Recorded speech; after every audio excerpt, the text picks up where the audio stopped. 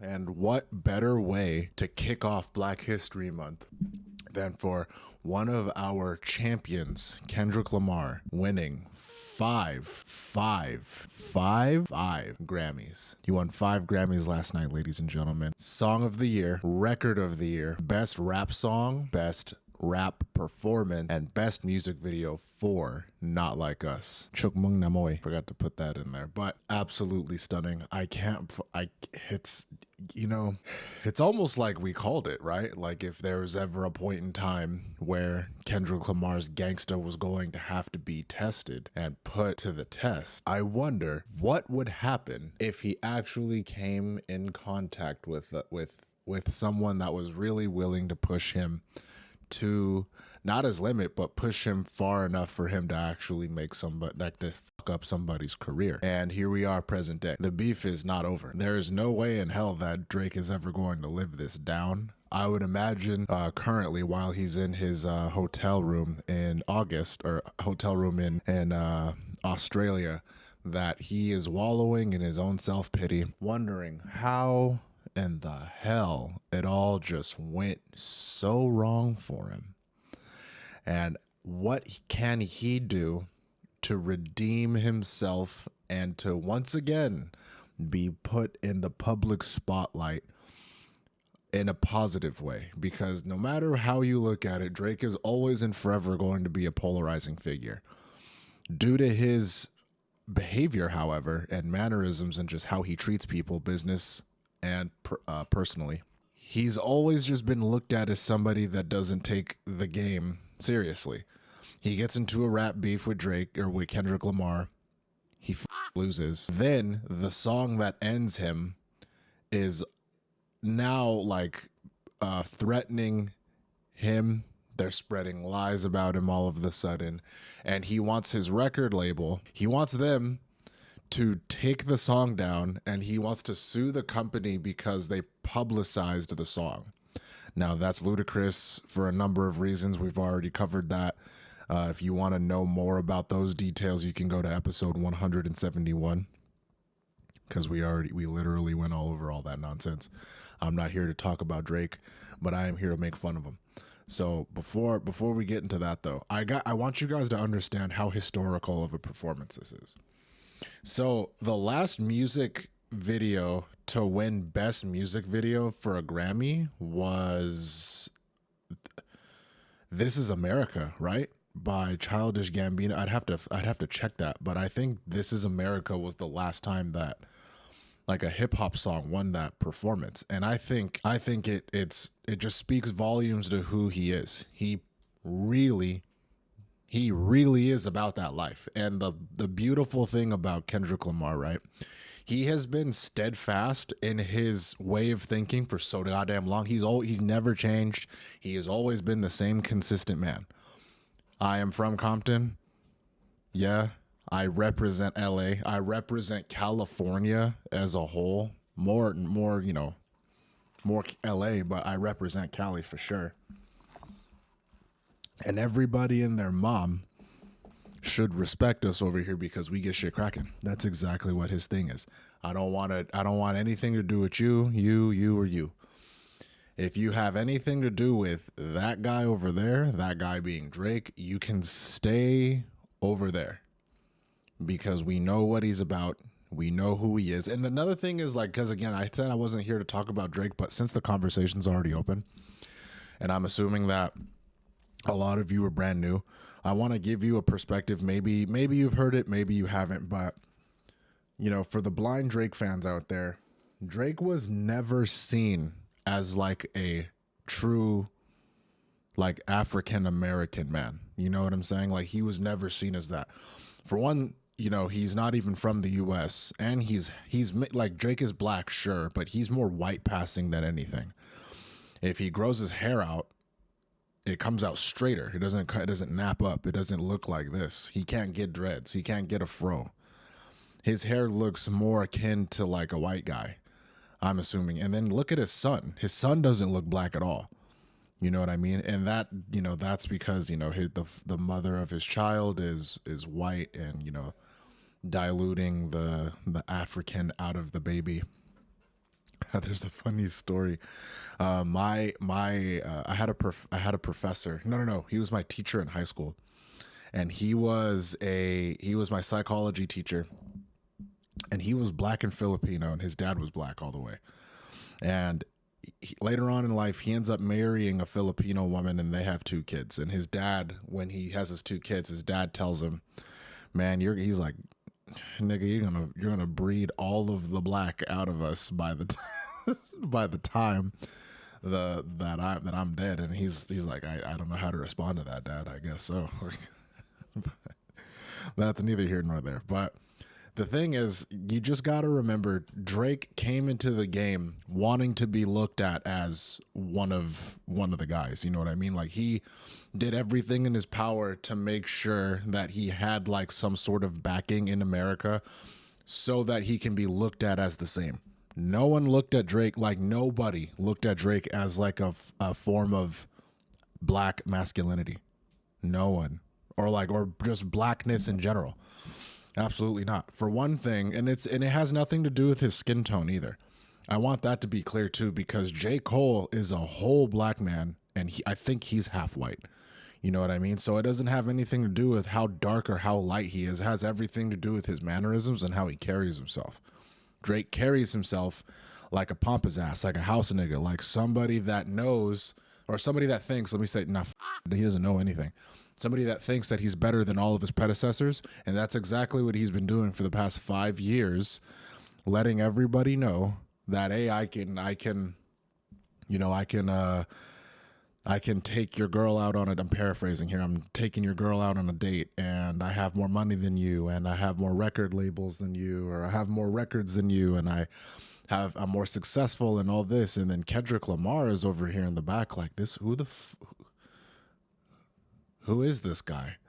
Who is this guy? And then the industry, I think like everybody as a whole kind of like united and said, okay, who is going to take this guy out? Like, seriously, who is it going to be to end this guy's career? And Kendrick Lamar, I personally believe he wasn't a part of the conversation. It was just a perfect storm of shit, because Kendrick has been hating Drake. They have had beef. Like, this is something that goes back like way beyond like back in the day. Because again, Drake trying to be recruited by people, like that whole bar he has in L.A. or about Atlanta. You know, when he wants to go to 21 Savage and 2 Chainz and the Migos and all of these people from Atlanta to try to legitimize him, and it didn't work for anybody. And then he, like the whole thing he had with Rick Ross and DJ Khaled, and he wants to be like legitimized, and he wants to be looked at more as a black artist than anything, because remember, he was an actor. He got shot in the back in Degrassi, and we all knew it, and we all laughed at him for it too. So my thing about that, right, if you're going to try to make something of yourself, you have to do it correctly. Because again, Drake is going to be rich forever. He's famous forever, and there's never going to be a point in time where his son has to struggle for anything. Unless he's just insanely terrible with his finances or some shit. Or like he gets a letter in the mail saying that he has to repossess, or the government's repossessing like 99% of his assets or some shit like that, which is never going to happen because he owns everything. Everything that, it's pretty, Drake is not leasing anything. That's kind of what I'm saying. That's just not going to happen. His son is going to be okay. His son's kids are going to be okay. When Drake is long gone, when I'm long gone, his bloodline is going to be rich. And whether or not they make music or fucking sell pianos or something, they're going to be fine. But this shit right here, Kendrick Lamar making history, a whole black man, African King Kunta K. Absolutely. Yes! Got Beyonce dancing to his song, got Taylor Swift dancing to his song, got the whole stadium singing A minor. Do you think that just happens on accident? Like, that's why this lawsuit that Drake tried to go out, he tried to throw at Kendrick Lamar's feet was so asinine, because it again, dude, like, we all liked the song. You can listen to the song and it's a good song. Like, goddamn. Like, they put time and energy into this shit, and it was a nuke. You want to talk about pressing a red button? Kendrick really had a red button. Drake didn't have shit. He had nothing. He didn't have anything. He thought, does anybody even know what Drake's song? What was the damn me forgetting? What was the song that it wasn't Meet the Grams was Kendrick. What was the song? Jesus Christ. I'm not even gonna look for it. I don't care. But the song he tried to use to finish Kendrick, right? Kendrick just opened his mouth. Somebody go give him a Grammy right now. Yeah, that didn't age that well. Or it did age well, but not for you. Not for you. Awful, awful, awful. And now Drake is in a dive bar somewhere in Australia performing, sitting on a stool. I don't know what the again, bro. He can do whatever he wants to. I'm pretty sure this is more of like him wanting to clear his head than anything. But it's all about the looks. It's all about the presentation of what's happening. And to me, it looks like he is so fucking whacked out of his tree. He had to get as far away as possible in order to try to help his re-help his mental health. And then there's that video of him in an elevator. Bro looks like he's super skinny. Somebody said he was on Ozempic. I think the stress is just eating him alive. I don't think he's on Ozempic. You know what I mean? Because you got to think about it, right? You got to think about it. All jokes aside, Kendrick Lamar, I'm insanely proud of you.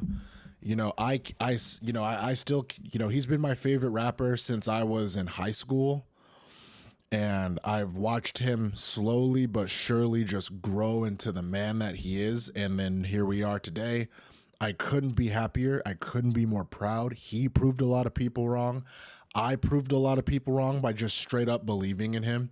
And it feels to be on this side.